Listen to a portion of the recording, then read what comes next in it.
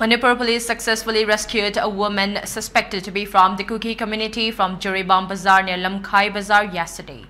The woman, later identified as Ngawboy Singson, age 42, was promptly handed over to her family members after the rescue operation. The incident highlights the ongoing tension and the law enforcement's active efforts to maintain order in the region. In a concerted effort to ensure the safety of citizens and maintain law and order, security forces intensified search operations and area domination exercises in the fringe and vulnerable areas of both hill and valley districts.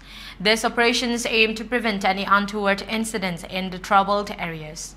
To facilitate the movement of essential goods, authorities ensured the safe passage of 253 vehicles along National Highway 37 and 157 vehicles along National Highway 2. To ensure free and safe travel, strict security protocols were implemented, including security convoys in sensitive stretches along these highways.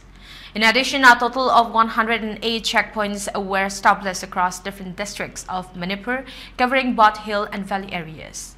These checkpoints played a crucial role in monitoring and controlling movement, but no individuals were detained in connection with violations during this period.